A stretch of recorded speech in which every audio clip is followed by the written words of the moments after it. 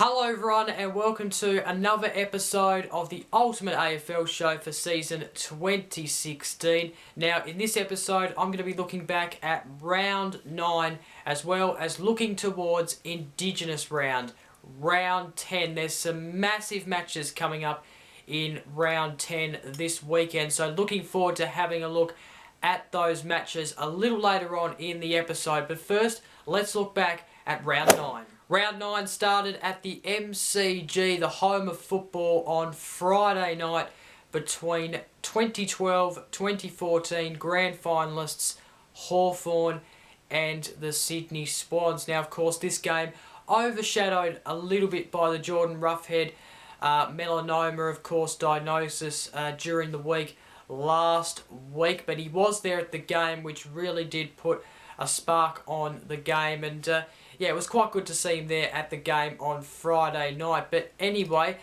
getting to the game, Hawthorn had a game to play, of course, and it was a bit of a weird start. There was only one goal in the first quarter. It was not what I expected at all, and I'm sure it was not what you expected either. There was only one goal kicked in this quarter by the Sydney Swans. They took the lead at quarter time, 1-2 to Hawthorn, only 2 behinds. That's all they could kick in the first quarter. It was absolutely unbelievable. The second quarter opened up a little bit. The Swans were able to get a couple of goals, or a few goals at least, about 4 or 5 goals, while Hawthorn got 2 goals on the board, but was still trailing at half-time, 6-5 to 2-4. Then at three-quarter time, it was a close kind of match still. The Swans had the lead 7-6 to 5-7, but they were able to get away from Hawthorn and win the match in the end. Hawthorn's score was 7-13-55. The Swans 10-9-69.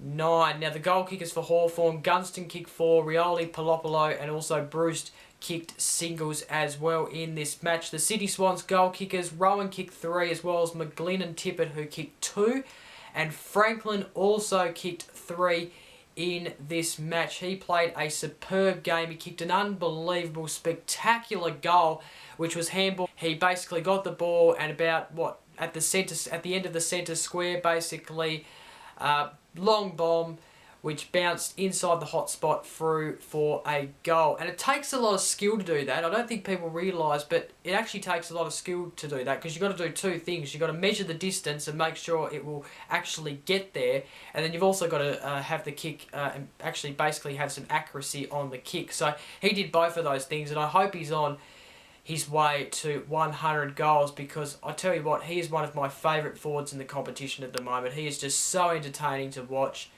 So good. So well done, buddy Franklin. There, he kicked 3 goals on the weekend on Friday night in the round 9 opener. Hawthorn had more inside 50s than the Swans, but the Swans were able to capitalise on their chances and win the match, as I told you. So the Swans, they started off round 9 winners. Saturday started off at the MCG, home of footy between Collingwood and Geelong, 2011 grand finalists back a few years ago.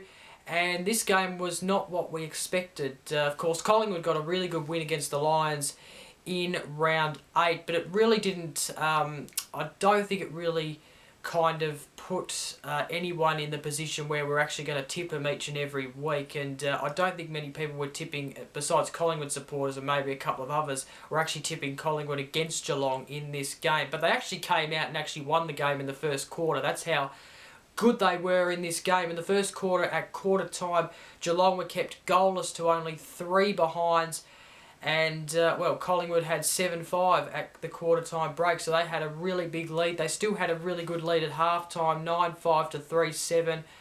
At 3/4 time, it was 11-7 to Geelong, 6-10, so they still had a pretty good lead.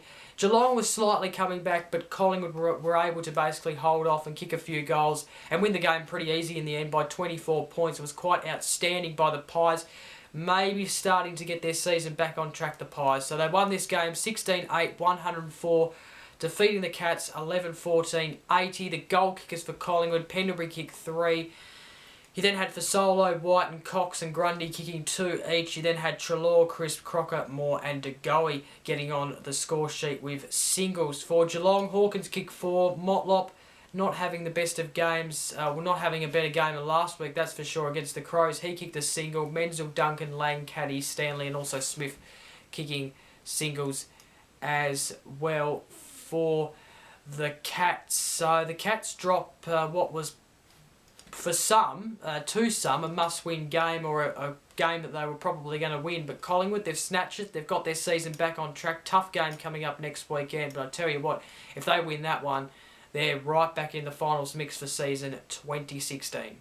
The other Saturday afternoon game was up in the Gold Coast between the Gold Coast Suns and the Adelaide Crows at the beautiful Metricon Stadium, and well, I think this game really turned out the way that we really expected it. Of course, the Gold Coast Suns have been smashed all around the park this season, or in the last few weeks at least, and well, it just reminds you of their first year in the competition. That's just how low they have got this season. So it really turned out the way we expected. The Gold Coast Suns finished 11-8-74, defeated by the Adelaide Crows 22-17, 149. The goal kickers for the Suns: Wright kicked 3, Lynch, Grant and Matera got on the score sheet with 2 each, and then you have Curry and Davis who got singles each.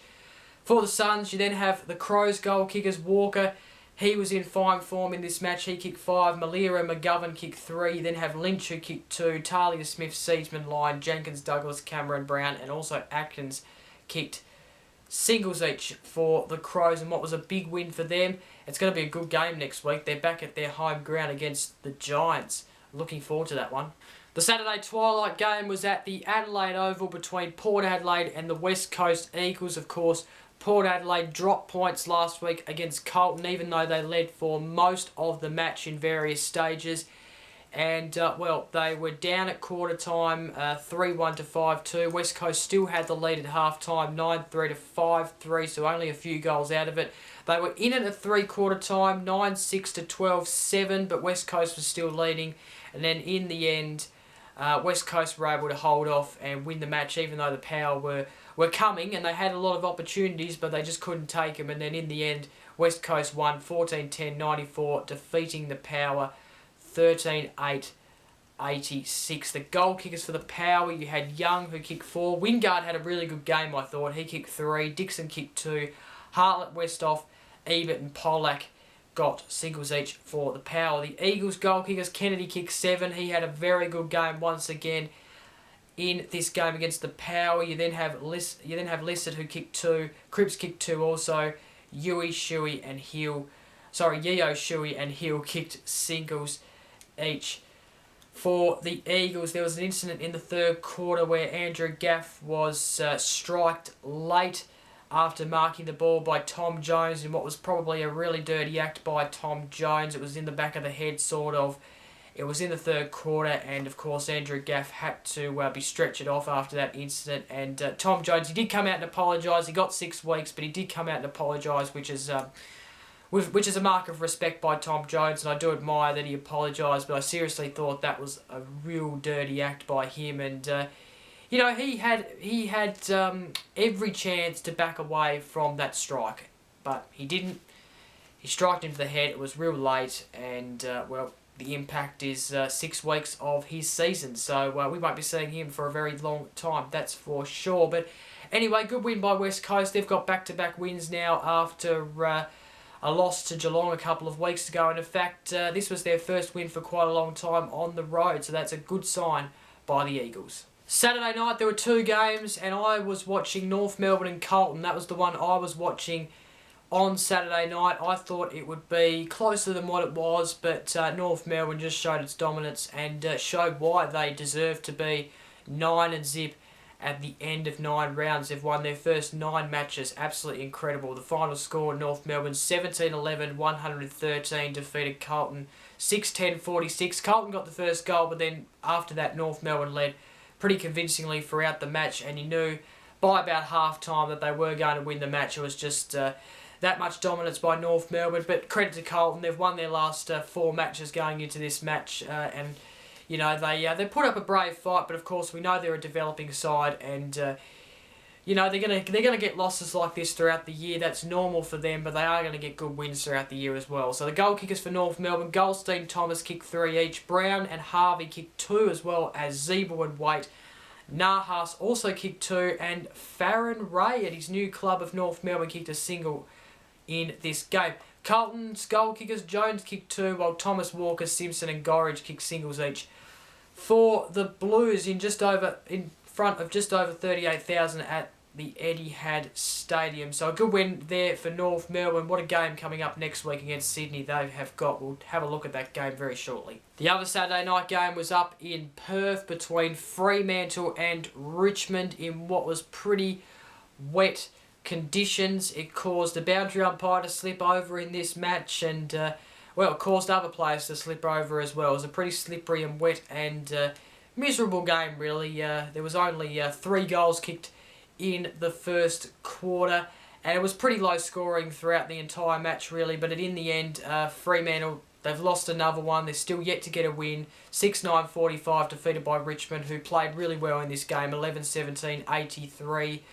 Yeah, lots of problems for Fremantle at the moment. They're still yet to get a win, and it's hard to see them getting a win at the moment. And it's, you know, surely they're going to win a game this season, but who against? That's the thing. So anyway, the goal kickers for Fremantle: Ballantyne kicked 3, as well as Tabernar, Langdon and Walters, who kicked singles each. You then have goal kickers for Richmond: Rewalt, Miles, Edwards kicking 2 each. You then have Greig, Griffiths, Morris, Lloyd and Manadou, who kicked singles each in this game, and what was a pretty slippery affair between these two. Sunday started at the MCG between Melbourne and the Lions. This was an interesting clash to look at. Of course, Brisbane Lions under all sorts of heat after their big massive loss to Collingwood. Justin Leppage not happy with that loss at all. No one really was, to be honest. They didn't kick a goal in the first quarter, didn't kick a score in fact. A bit better in this game though, I must admit though.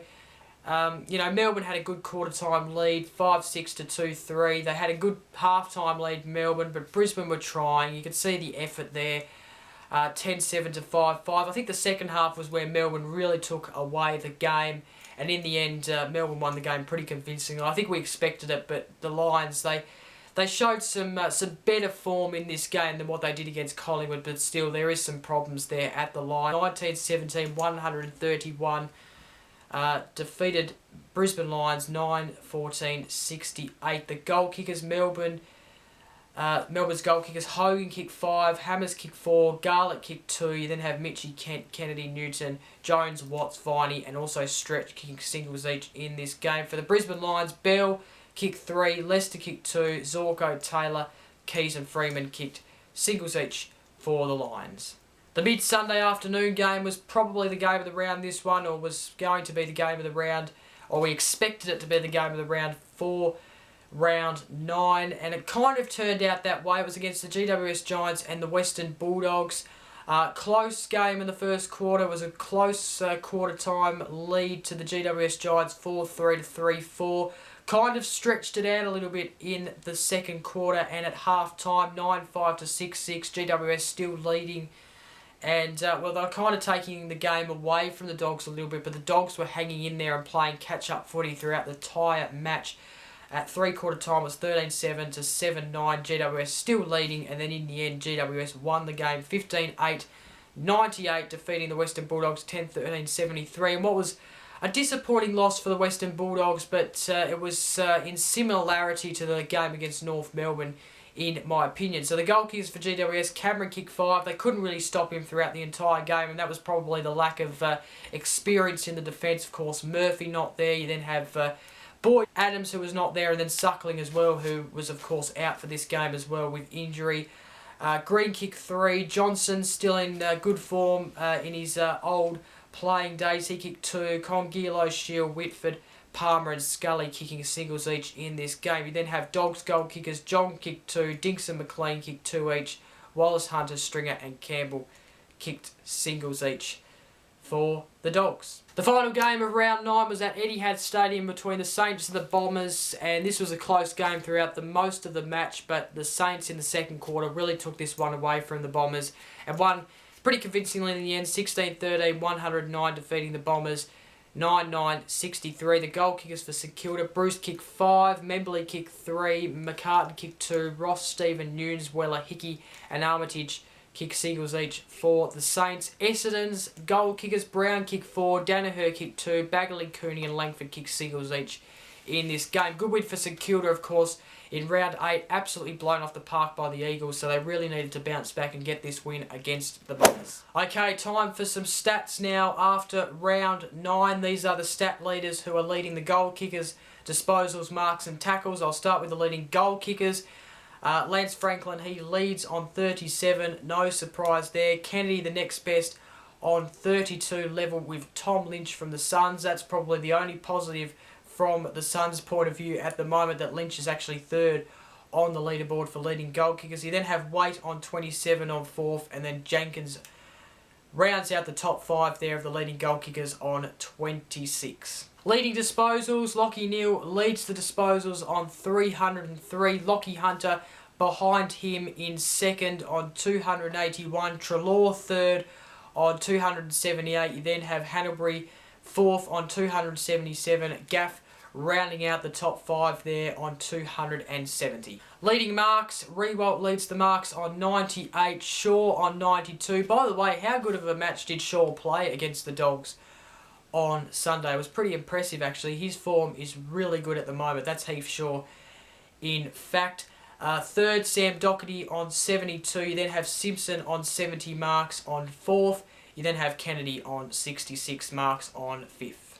Then finally, the leading tackles: Swallow leads the tackles on 75. Viney has emerged to second on 66 tackles. Shields 1 tackle behind him on 65. Blicklavs 1 tackle behind him on 64. And then you have Ebert rounding out the top 5 there on 59 tackles. So the ladder after round 9, North Melbourne are sitting top of the table with 9 wins and no losses. Pretty remarkable from the North Melbourne side. Geelong are in second, GWS Giants are in third, and then Sydney Swans round out the top 4 on 4th. Western Bulldogs, West Coast and Hawthorn just sitting outside the top 4, level on points, but the Western Bulldogs has the best percentage out of all those teams.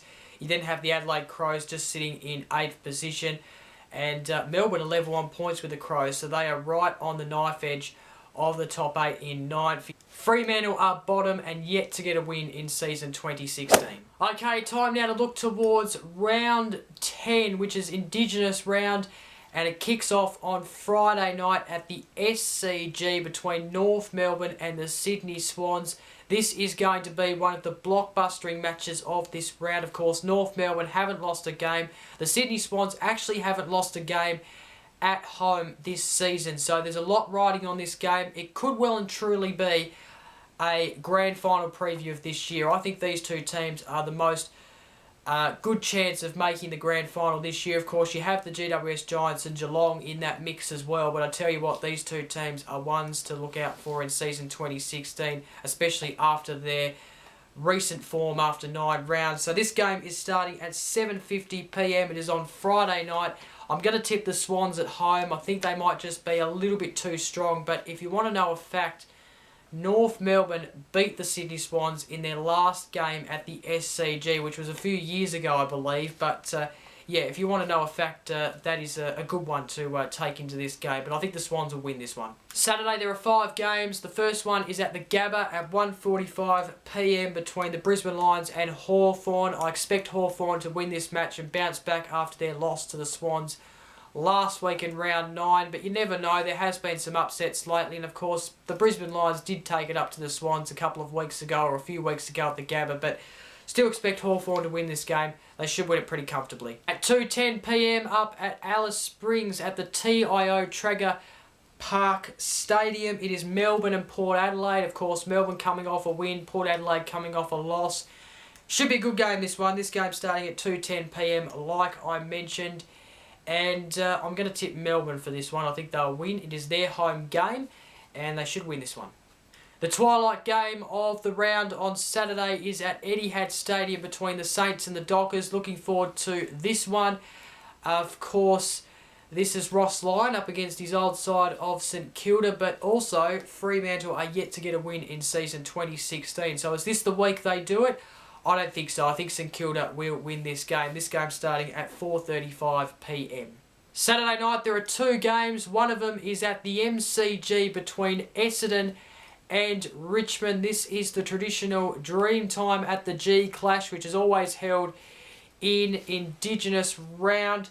This game starts at 7:25 p.m. Should be a beauty, this one. I think Richmond will win it pretty convincingly, though, in my opinion. The other Saturday night game, which I'm actually thinking of watching this one instead of Dreamtime at the G, because I think this one will be a beauty, is between the Crows and the GWS Giants at Adelaide Oval. This game starting at 7:40 p.m. Australian Eastern Time. Really looking forward to this one. I think this is probably a really big test for the Giants. Of course, they've proven that they can win at home, as well as a few away games, but this is probably their big clash where they really get to prove themselves. So win this game, I think I'll be really backing them to possibly win the premiership this year, because I tell you what, Leicester did it in the EPL. They can do it this season. Sunday there are three games. One of them is at Etihad Stadium between Carlton and Geelong. This game starting at 1:10 p.m. So this is the first game of Sunday, and I think Geelong will bounce back and win this game, but I think this will be a close game, this one. It should be a beauty. The 3:20 p.m. game on Sunday is between Collingwood and the Western Bulldogs at the MCG. I'm going to be flying over to watch this game on Sunday and looking forward to it. Of course, Collingwood, we didn't really expect them to win against Geelong last weekend. They did it. And I'll tell you what, if they win this game, then they're right back in the mix to make finals. But I think the Western Bulldogs will be a little bit too strong. Of course, losers last week against the GWS Giants will be looking to make amends this week against Collingwood. So this game, 3:20 p.m. at the MCG. I'll be there at this game. And then the final game of round 10 is twilight football at Domain Stadium between the West Coast Eagles and the Gold Coast Suns. This game starting at 4:40 p.m. West Coast should win this game pretty comfortably. And that is it for this episode of the Ultimate AFL Show. Thank you very much for watching. Don't forget to like, comment and share this video. Don't forget to subscribe. Would really appreciate it. And until next week's episode, I'm Jacob. See you later.